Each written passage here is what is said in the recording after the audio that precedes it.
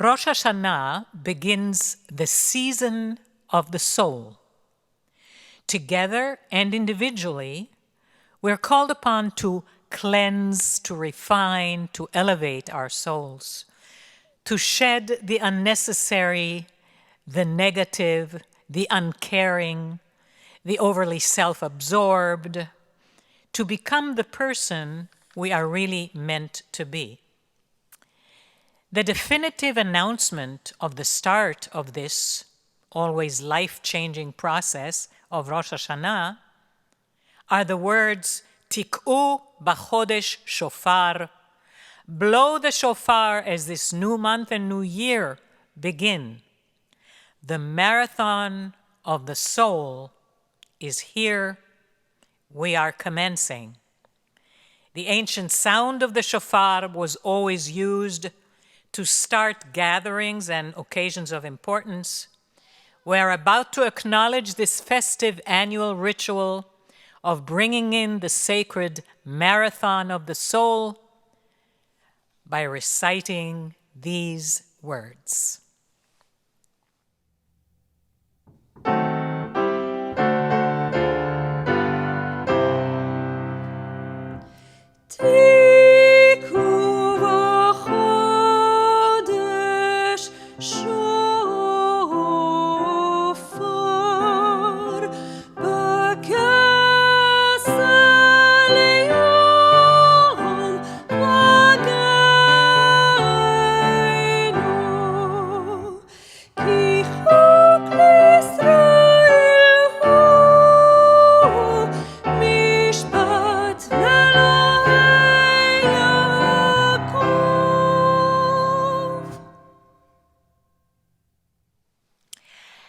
The Hineni is the only prayer the cantor chants as a private, personal, one-on-one dialogue with God.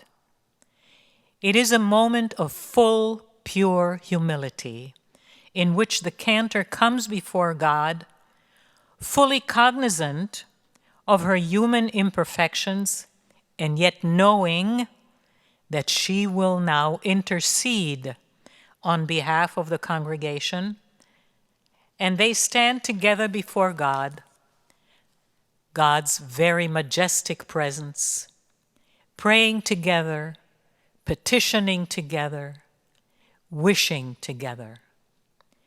As the emissary of this sacred congregation, to lead them in this enormous spiritual tsunami of the spirit, of the emotions, the cantor asks God to give her strength, to accept her as worthy of this monumental responsibility, and to not discredit a single member of this holy community for any of her possible deficiency.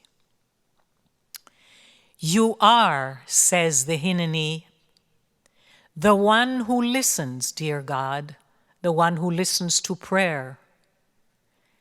Hineni, here I am before you now.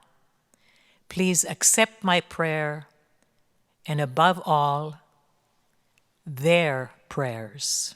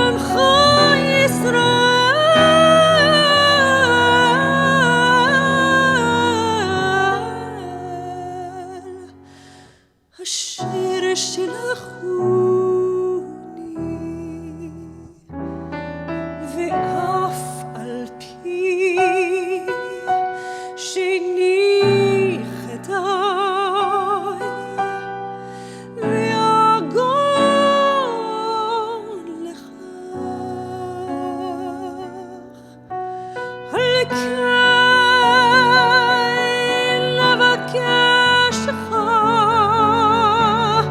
אלוהי אברהם, אלוהי יצחק, אלוהי יעקב, אדוני,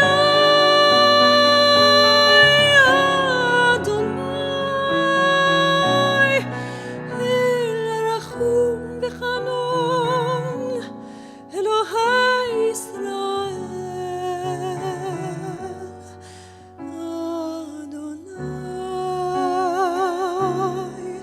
אדוני, אל רחום וחנון, אלוהי ישראל, שדי,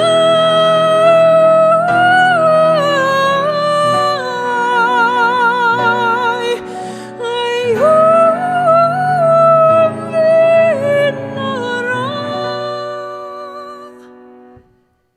הנה מצליח דרכי, אשר אני הולך, לעמוד לבקש רחמים, לבקש רחמים עליי ועל שולחי, כי אתה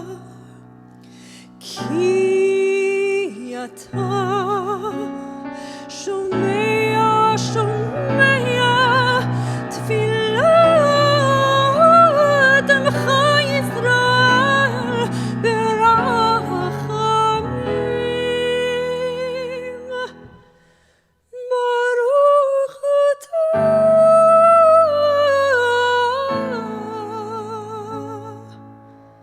שומע, שומע, שומע, שומע, שומע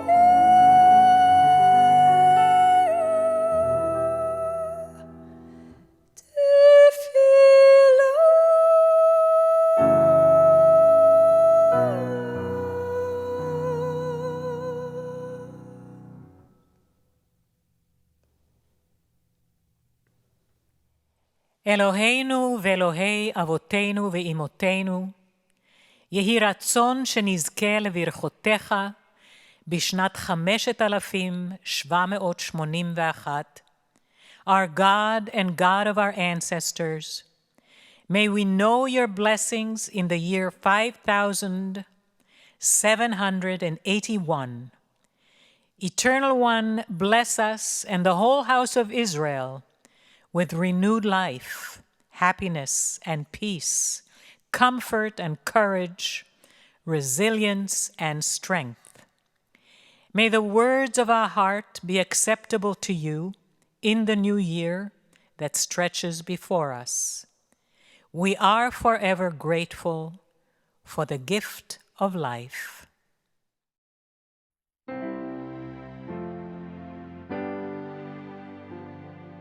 המבורך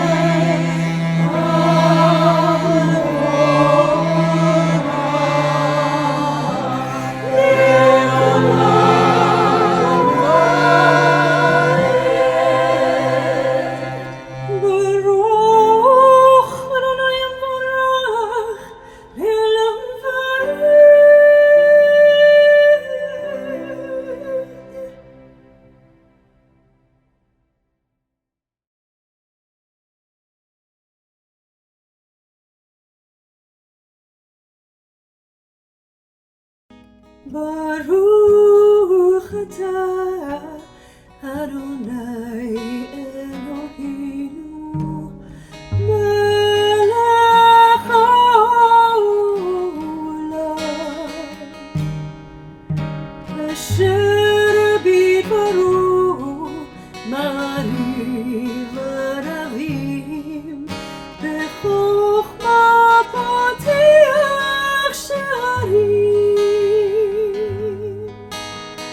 God of creation, who makes the evening fall from light into darkness with the setting of the sun, you unfold the heavens with brilliant moon and stars and wrap our souls with peace. Baruch atah Adonai Eloheinu melech haolam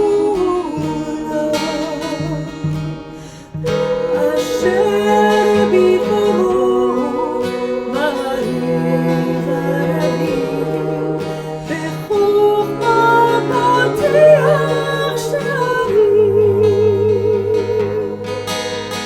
God of creation, who makes the evening fall from light into darkness with the setting of the sun, you unfold the heavens with brilliant moon and stars and wrap our souls with peace.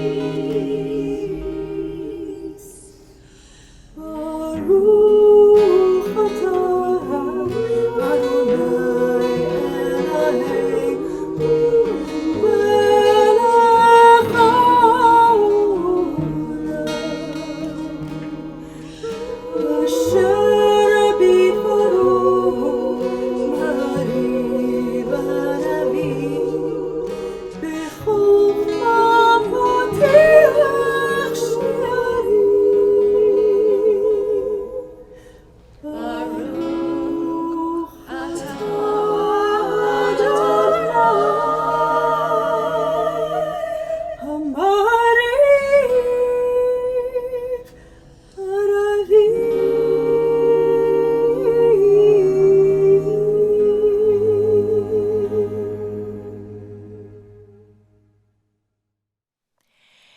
The Ahavat Olam prayer, a prayer said every evening in our liturgy, is almost a twin with the Ahavat Rabbah prayer said every morning in our liturgy. The Ahavat Olam speaks of God's everlasting love for the Jewish people, and the Ahavat Rabbah speaks about God's abundant love for us. Twins indeed. Which, of course, as you can imagine, led to long, drawn-out Talmudic debates between rabbis, because that's what rabbis did hundreds of years ago, I might add. Which one was more important, abundant, or everlasting? Eventually, to their everlasting abundant credit, they arrived at a wonderful compromise by not choosing one, but choosing both, putting Ahavat Olam in the evening service and Ahavat Rabbah in the morning service. So as we join in the Ahavat Olam, let us not only be grateful for God's everlasting love for us, His people, but for the great art of the compromise shown by our rabbis, giving us this beautiful prayer, reminding us that this is an art, the art of compromise, we ourselves should hone and exercise.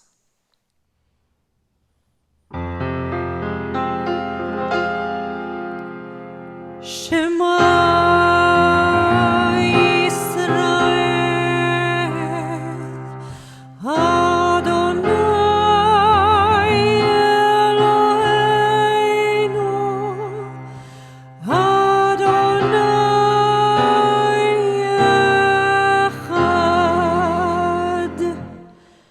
Baruch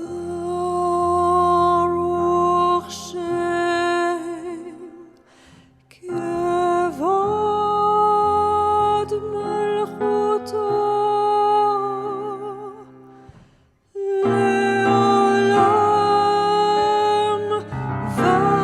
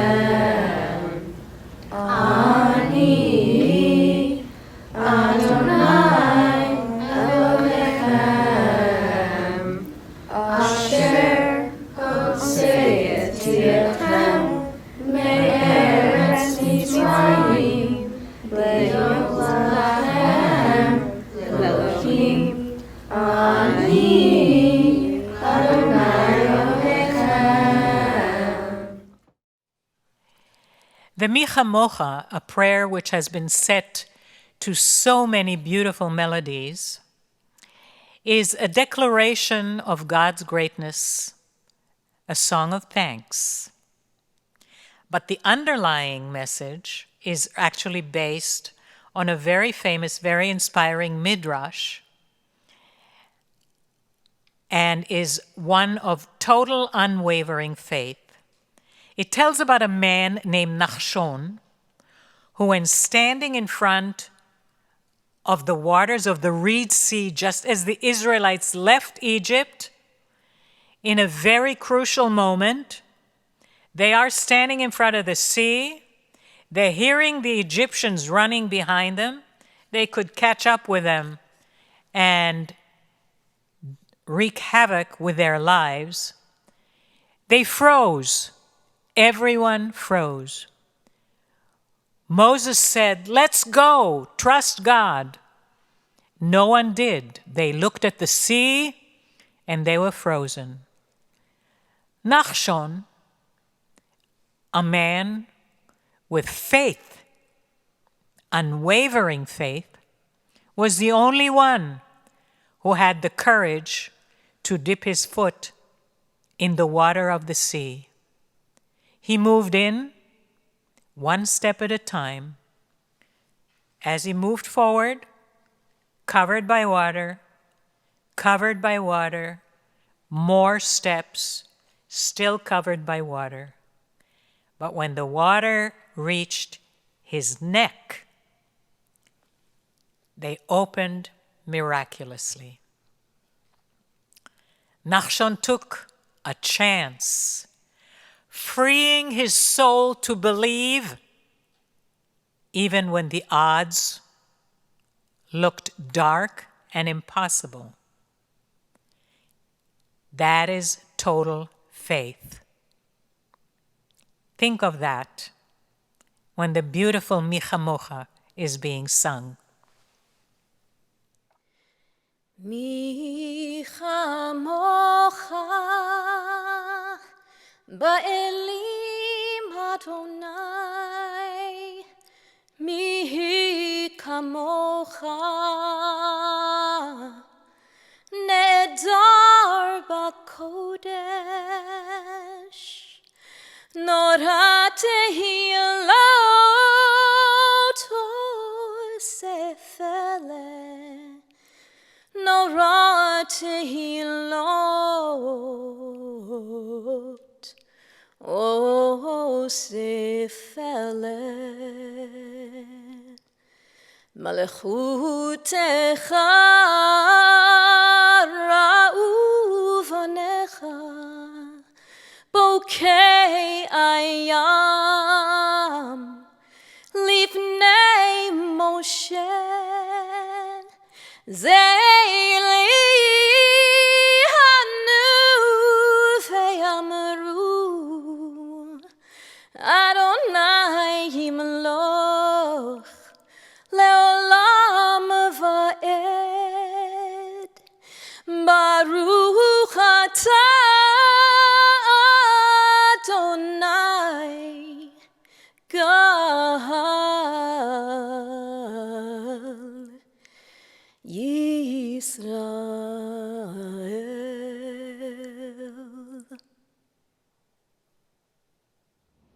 Shalom. I begin with shalom because I am greeting all of you. I also begin with shalom because I am speaking about my inner peace. Peace can sound merely sentimental or cliche, but deep down inside, it's what we all yearn for, what I yearn for. Consider the proverb, the highest happiness is peace. Inner peace is one of those things that feels differently to everyone. Some may call it peace of mind. Others would describe it as faith. To me, it's like a strong system of roots that keeps the tree from toppling over no matter how the winds may blow. Most of us would probably agree that inner peace has a lot to do with self-awareness and love. Inner peace can keep me grounded when the world seems to be spinning out of control. When I achieve inner peace, I'm less likely to let the world's negativity shatter my sense of calm. Even in this crazy world, I am continually working on peace. This is not a peace inside that ignores pain in myself or others, or is it acquired by just shutting down? This is a durable peace, a peace I can come home to even if it's been covered over by fear, frustration, or heartache, especially in these times of COVID and political unrest. Living a life of my own, choosing, doesn't mean living selfishly. While I do pursue goals that give me joy, one of the best ways I feel joy is to do something for others, something that they can't do for themselves. Kindness to others usually helps me take my mind off my troubles. Doing a good deed often brings kindness in return. But if it doesn't, it still brings me satisfaction and contributes to my inner peace. Meditation is a powerful tool for calming my mind and my spirit. Daily meditation can help me relieve stress and anxiety, which are the enemies of inner peace. Meditation gives me a much-needed break from the world and puts challenges in perspective. Mindfulness of meditation can bring peace to my mind and body and soul. While I'm at peace, I am engaged with my family, my husband Duncan, my children, my grandchildren, and I am also feeling relatively relaxed, calm, and safe. I am protected from stress. My outlook brightens and I see more opportunities. In relationships, feeling at peace prevents me from overreacting and increases the odds of being treated well by others, which only magnifies again that sense of well-being and supports me in being clear and direct when I need to be. Finally, and most important of all, is peace when I find something transcendental, something eternal, something I call God, Yud-He Vav-He. This is the peace that passeth understanding. And I conclude here because this wraps up what I feel and what peace brings to me. Hashkivenu Adonai Eloheinu l'shalom, lie us down to peace, Adonai our God. And Baruch atah Adonai, haporesh Sukkot shalom aleinu, va'al kol amo Yisrael, va'al Yerushalayim. Baruch atah Adonai, haporesh Sukkot shalom aleinu, va'al kol amo Yisrael, va'al Yerushalayim. Blessed One, you spread over us a canopy of peace, a shelter of shalom all over Israel, your people, and over Yerushalayim.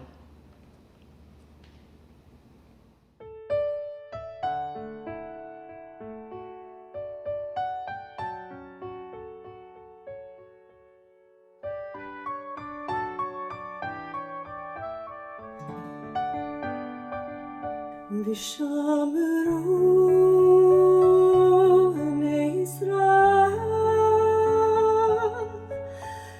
את השבת לעשות, את השבת לתורותם ברית עולם. ושמרו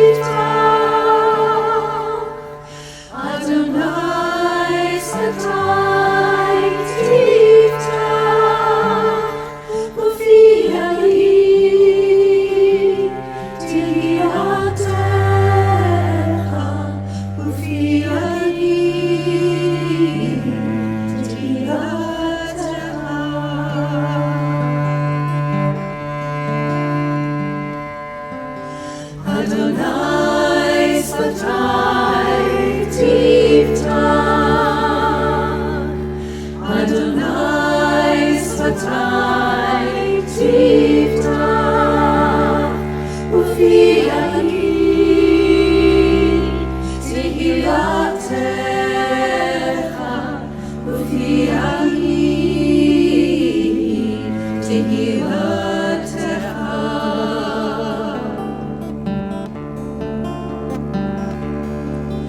Adonai Sfatai Tiftach, Adonai Sfatai Tiftach, Ufi Ani Tehilatecha, Ufi Ani Tehilatecha.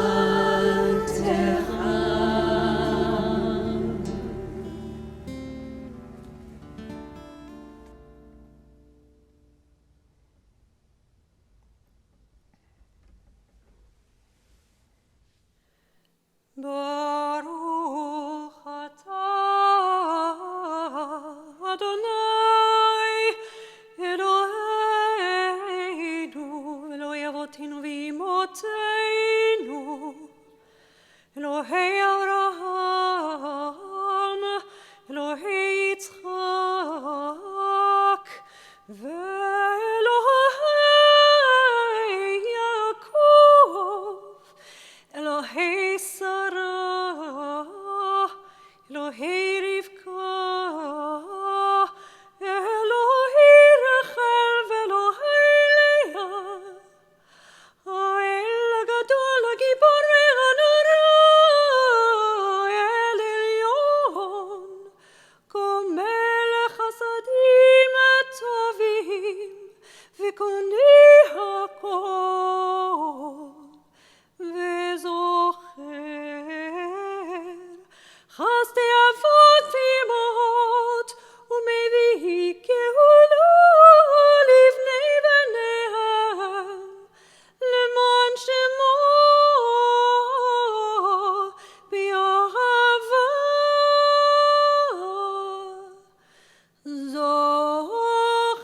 זוכרנו לחיים מלך חפץ בחיים וכותבנו בספר החיים למען אלוהים חיים מלך עוזר מושיע ומגן ברוך אתה אדוני מגן אברהם ועזרת שרה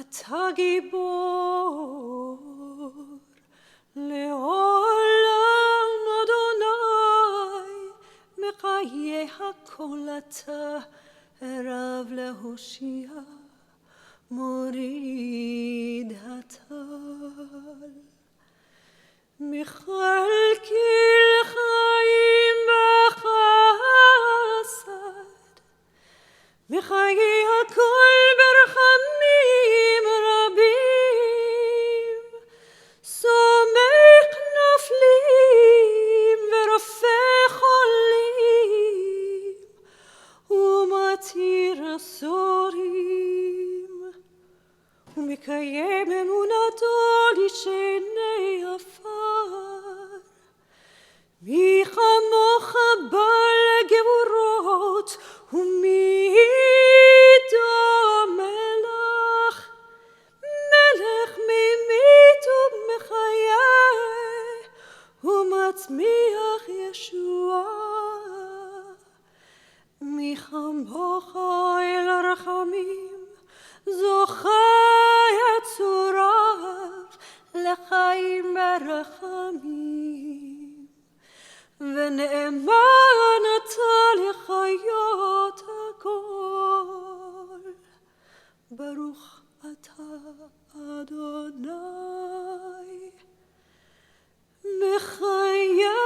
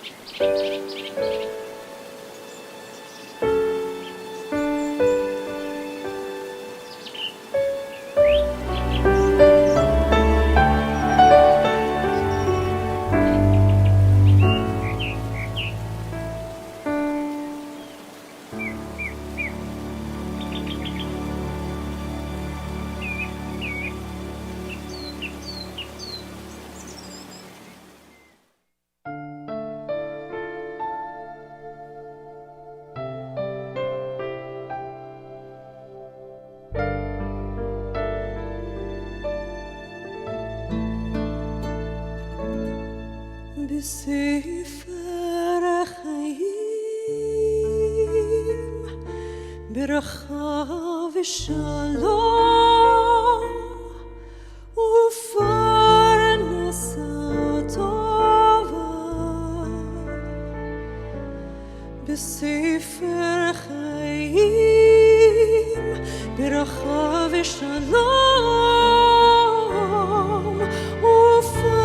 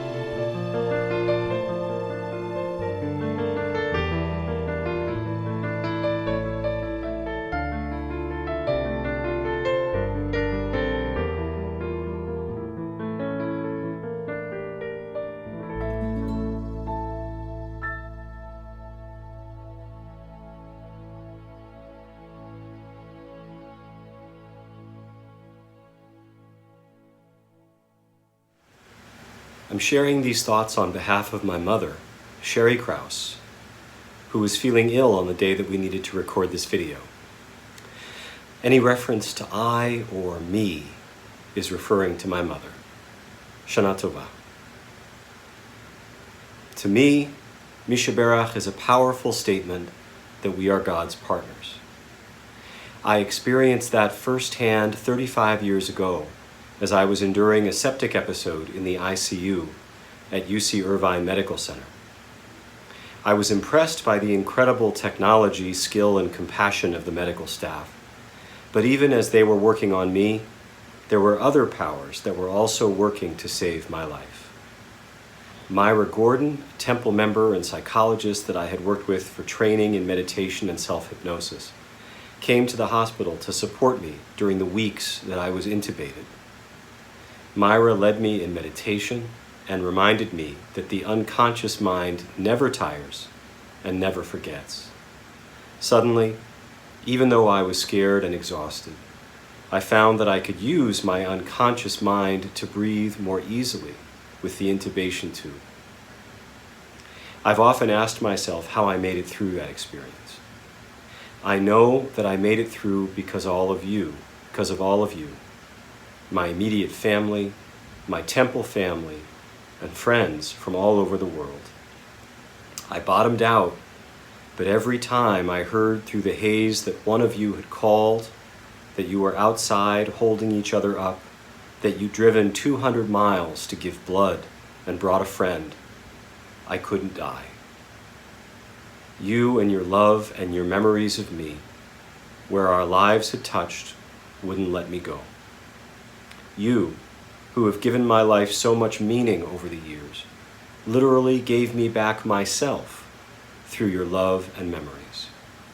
You held on with webs of love, tough stuff, and balanced me ever so gently, so lovingly, like on a gauze of dew-laced plants, long enough to keep me on God's 120-year lifeline. Your love and support became a monumental incubator, keeping me safe, allowing me to revive. Like God's fingernails in the clay as God lovingly created the world. At first it was crude, a frame of love of my immediate family and friends pulling around in support, stretching themselves under the harshest of conditions. But then the incubator began to change. As each of you who loved me and who held memories of me called, checked in, came over, gave blood, shared our common pain, the incubator became a most beautiful sculpture with me inside. You became my life support. When I needed to turn, it was as though you turned me. When I needed to breathe, you breathed for me. The incubator you helped create was so magnificent, colorful, distinct, rich, with many traditions of love and yearning after God. And God took clay from earth's four corners and shaped it with God's own hands. I have seen the face of God. It is common. It has eyes and nose and mouth. It is young and old, smiling and sad, but always beautiful. Because God's face is not far from us. It is us. It is all of you reflecting love shiningly, sadly, bravely, creating an incubator, an unbroken chain from God's primordial fingernails. Shana Tova. We're about to join together in the most central prayer for healing in our liturgy. It's called Mi Sheberach, a name taken from its first two Hebrew words, which mean the one who blessed. In it we turn to God, who is the one who blessed our ancestors, the patriarchs and matriarchs, to heal. We ask for healing, both physical and spiritual, for compassion, for restoration and strength, for our own loved ones, for the community, indeed, for all human beings. Part of its power is that those blessings do connect us to our past through the mention of our ancestors, while we ask for healing for our own loved ones. We ask for wholeness in the context of being together to face painful challenges as a community with a history, an experience that elevates this moment from the mundane to the sacred.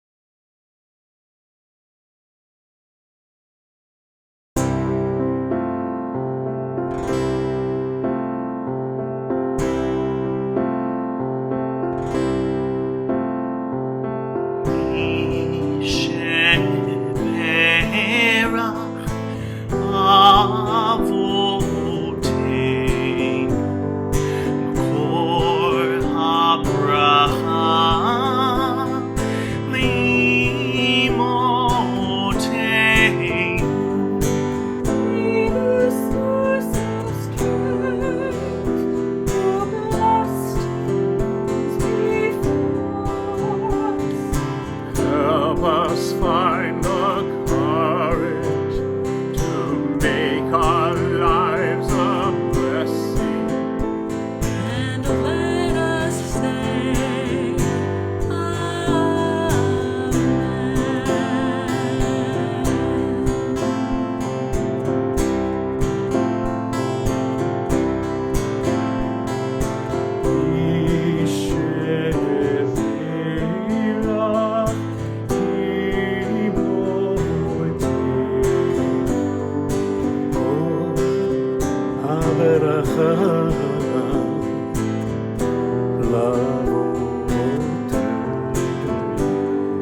as those in need of healing, with Ruach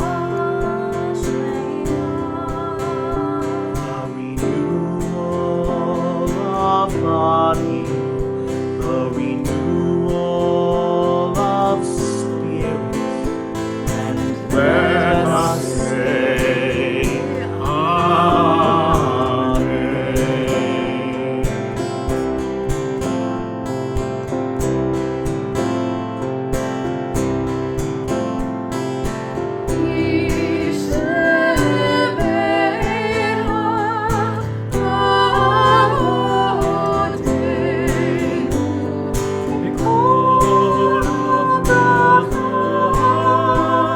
Amen.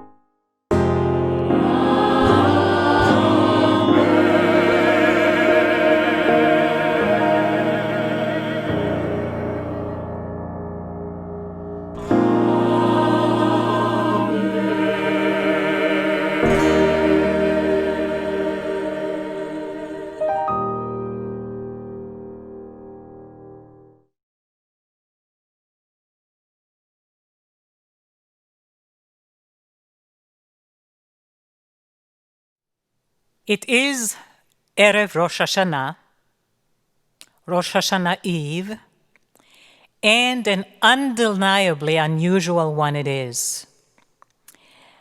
Thinking about that, I realized immediately that I am no stranger to unusual Rosh Hashanah Eves.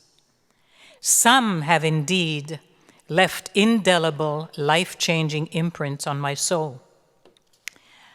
I am thinking of my very, very first Erev Rosh Hashanah at Temple Bethel in September of 1988, a day which arrived just a few weeks after I have begun to serve this wonderful congregation as its cantor. It should have been a day of preparation, of contemplation, of preparation, but instead, it was the morning we buried my beloved father, Rabbi Joseph Kalir, who succumbed to a valiant 18-month battle with pancreatic cancer just a couple of days earlier. As an only child, a daddy's girl, I pretty much crumbled under the pain in a strange mixture of overwhelming agony and also numbness. The appearance of the holiday always, as it does, eliminated Shiva, so no communal support was forthcoming.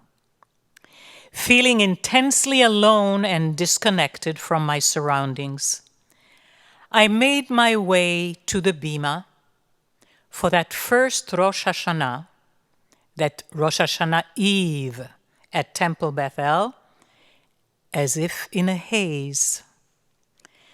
I remember feeling like wobbly jello, yet knowing that I must become rock solid right now in order to lead an expected community in soul-stirring prayer. And then it happened. I looked at the vast congregation before me, and that thing was suddenly there. That tie Jews feel with each other reached out to me, and I was no longer lost. A natural, very organic, familial connection peeled away layers of pain and solitude and reminded me that this community was family.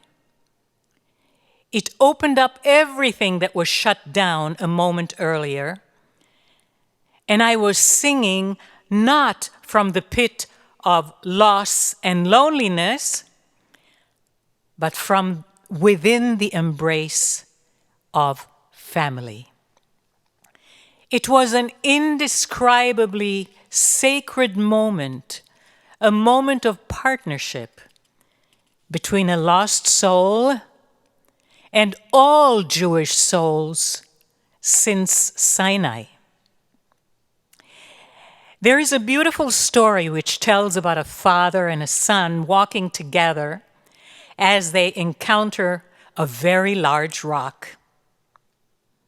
The child asks the father, "Father, do you think that I'll be able to move this rock?"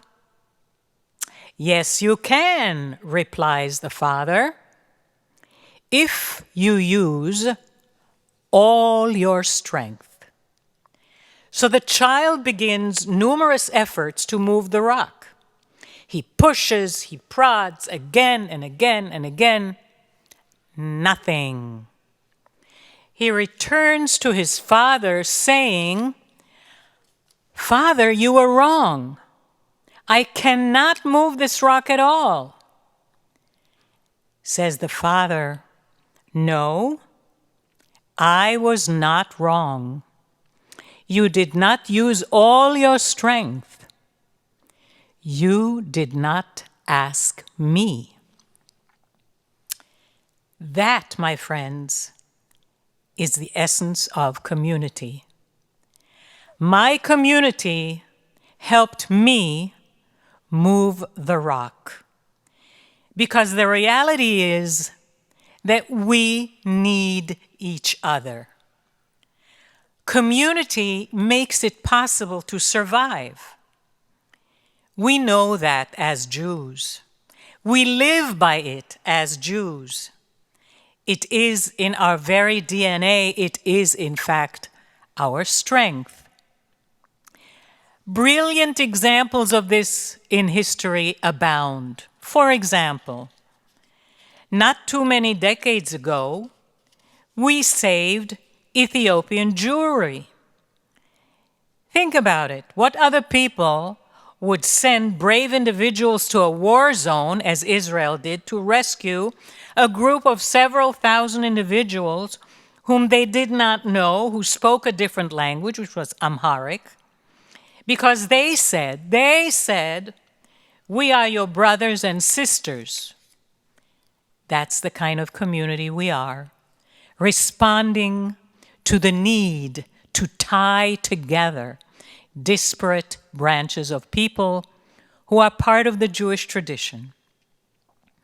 The same sentiment was evident in the Soviet Union years ago. Yes, Jews were persecuted, but so was everyone else, all the other religions.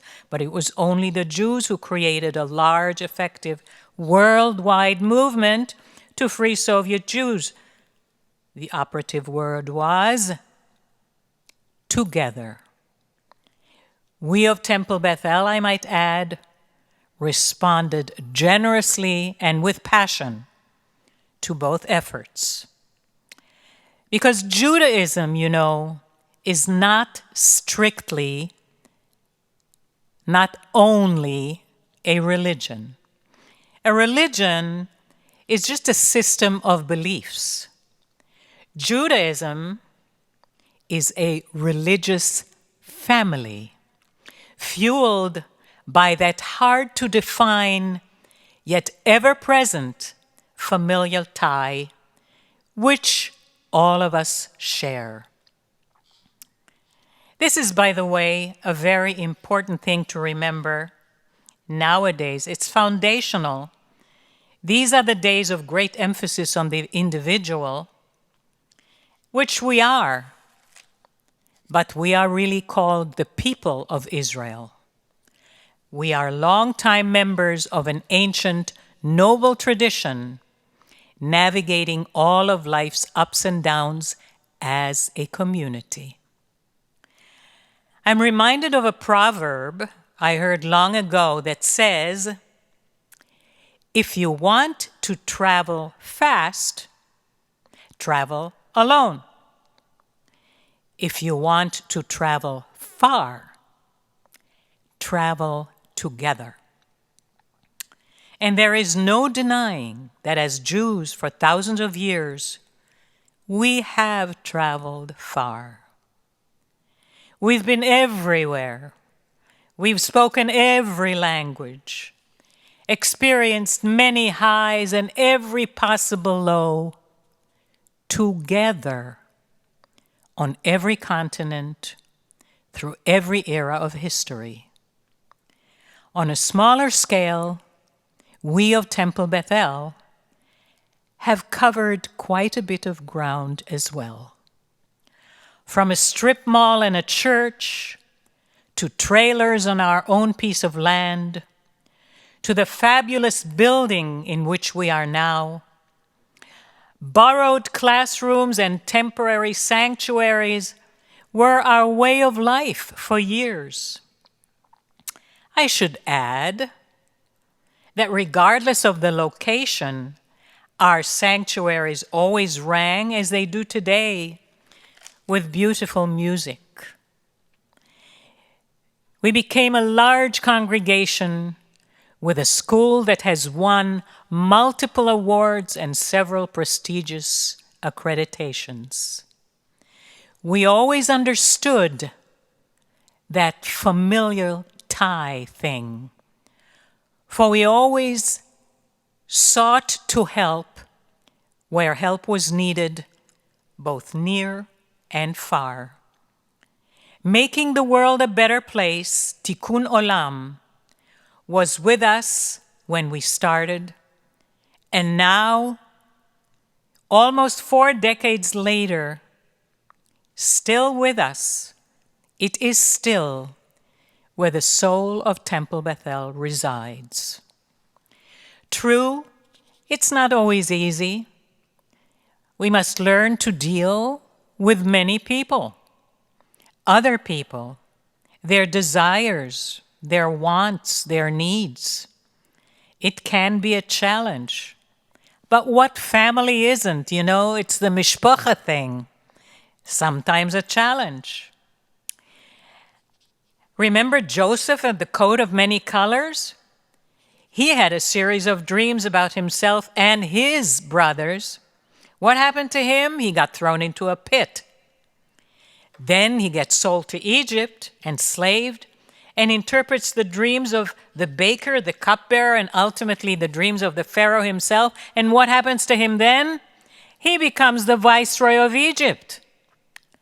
What we have learned here is that when Joseph listened only to his own dreams when he was young, trouble ensued. However, when he learned to listen to the dreams of others, he blossomed. That, too, applies to community. We do have individual dreams, but as Jews, we must always be part of the realization that collective dreams are there as well. These are the dreams that have given us the miraculous longevity we have enjoyed as the people of the book. This is a sacred, intensely personal legacy that is ours, individually, and once again, above all, together. In the year 2012, when I retired from regular service as the cantor of this great congregation, nearly 30 years of wonderful, glorious, mutual nourishment of heart and soul we had together, I found myself once again on that first Rosh Hashanah, this time not leading the service. Alone, slightly numb, washed over by a strange emptiness, surrounded by question marks, enveloped once again, rather unexpectedly I should add, this time by pain of loss. Who am I now? How do I not do what I've always done? How do I just sit watching from afar? And yet again, I looked around and I saw familiar faces, unfamiliar faces, lives I've known and lives I've yet to know, and realized this is the family, the sacred community we have become together. We've been on this road together for nearly 40 years and we have gone far. Sometimes we bear each other's burdens, share each other's triumphs and setbacks. That is what we've done for each other and are privileged to keep doing as always, reminding ourselves that we are part of each other's dreams as well as our own individual dreams, but we are together. As the Jewish people, we have had grand, life-affirming dreams for thousands of years, And we've realized some of them and saw some of them become the dreams of humankind, even though frequently others try to crush and destroy us and our dreams. Today, I see you all in my mind's eye. I know you are there, for we are together, ready to formalize our collective dreams. Maybe not physically together, but surely in the most meaningful, deepest possible way, spiritually, emotionally, and community-wise, we are one. Think about it. If we were able to come together as one for brothers and sisters in faraway lands, surely the little oddity we are experiencing now, an oddity which will eventually be overcome, cannot break the extraordinarily familial tie that makes us who we are. So this year, in addition to our individual dreams, the important dreams that we have for ourselves, let us bring in, with real intention, with real kavanah, Jewish communal dreams for our extended family as we step forward on the road to the new year, yes, together. Shana Tova Umetuka to all of you. It would have been time to do the very well-known prayer Avinu Malkeinu right now, but it may be an interesting detail to learn that on Shabbat, you don't do the Avinu Malkeinu, and there is a reason, said our rabbis. Well, there probably were hundreds of reasons, because, like I say, there was never anything done that wasn't big discussions and debates.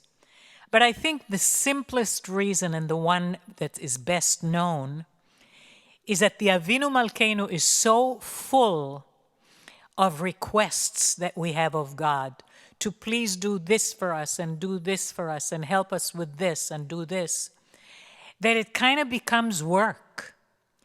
And we do not wish to be guilty of putting God to work on Shabbat. These are as if work-laden requests. So a decision has been made by our wise, sage rabbis that on Shabbat, no Avinu Malkeinu. Baruch atah Adonai Eloheinu melech haolam borei peri hagafen. Baruch atah Adonai Eloheinu melech haolam asher bachar banu mikol am v'romamanu michol lashon v'kiddishanu b'mitzvotav v'titen lanu Adonai Eloheinu v'yachavat et yom hashabat hazeh ve'et yom hazikaron hazeh Yom Zikaron Teruah B'Yahava Mikra Kodesh Zecher Letziat Mitzrayim Kivanu Bacharta V'Otanu Kidashta Mikol Hamim Udvarcha Emet V'Kayam La'ad Baruch atah Adonai Melech al kol haaretz Mekadesh HaShabbat v'Yisrael v'Yom HaZikaron. L'chaim.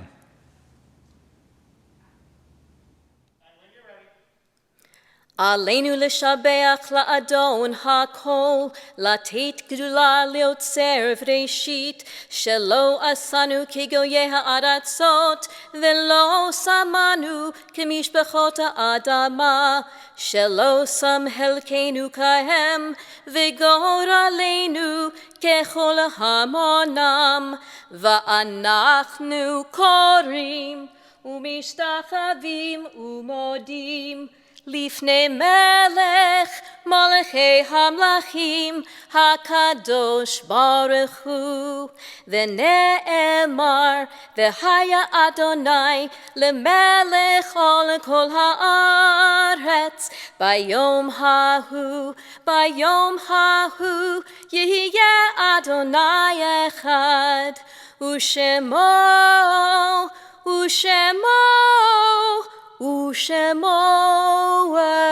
אחד.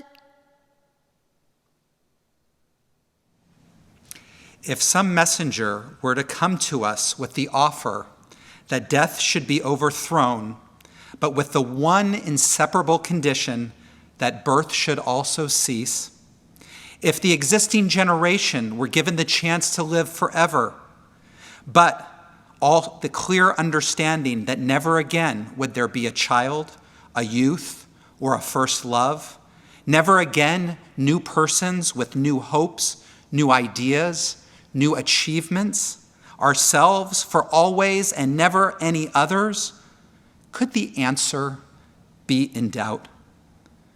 When we fear death's decree, let this bring us solace.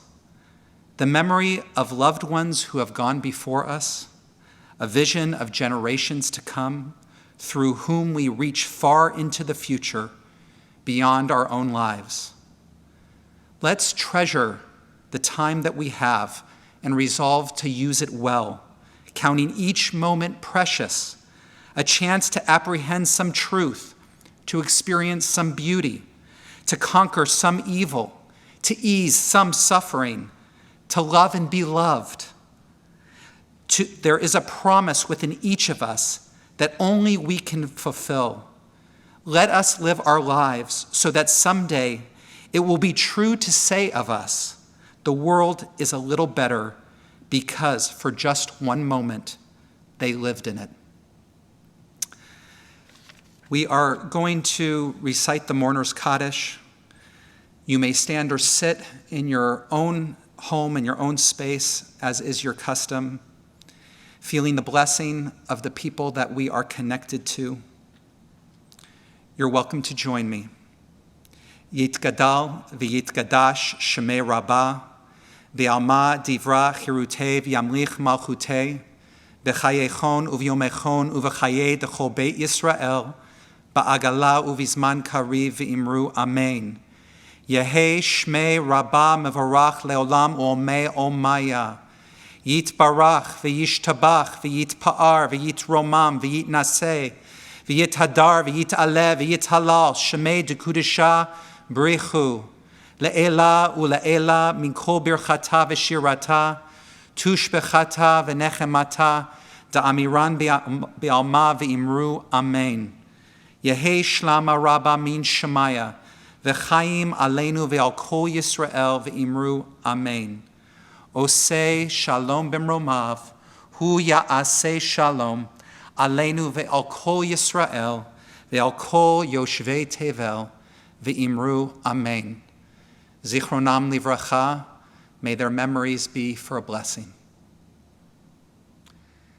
As we conclude our time together on this Rosh Hashanah, I'd love to share a poem with you from John O'Donohue about new beginnings.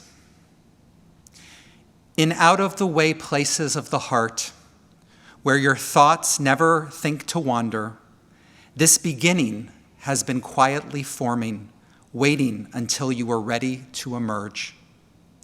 For a long time, it has watched your desire, feeling the emptiness growing inside you, noticing how you willed yourself on, still unable to leave what you had outgrown. It watched you play with the seduction of safety, and the gray promises that sameness whispered, heard the waves of turmoil rise and relent, wondered, would you always live like this? Then the delight when your courage kindled and out you stepped onto new ground, your eyes young again, with energy and dream, a path of plenitude opening before you. Though your destination is not yet clear, you can trust the promise of this opening. Unfuel yourself into the grace of beginning that is at one with your life's desire. Awaken your spirit to adventure. Hold nothing back. Learn to find ease in risk. Soon you will be home in a new rhythm, for your soul senses the world that awaits you. Shana Tova. I look forward to sharing a beautiful holiday of renewal and connection with all of us.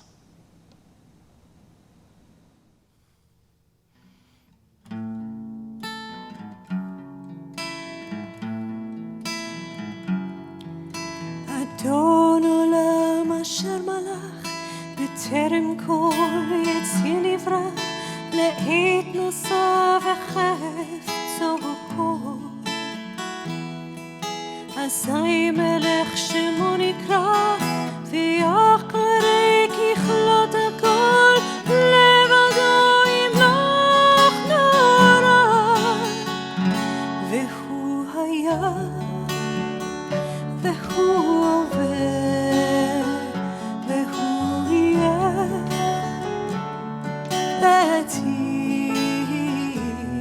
לתפארה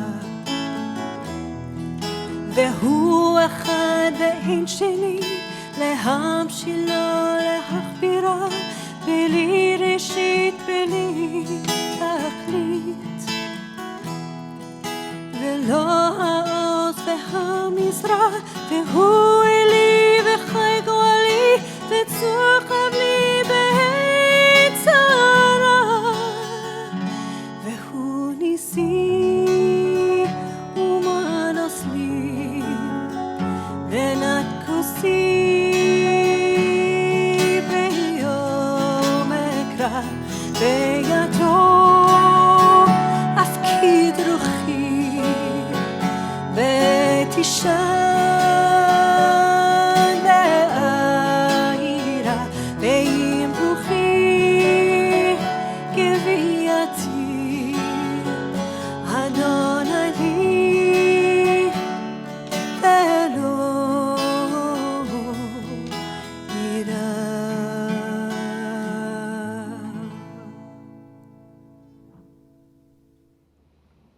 Shalom.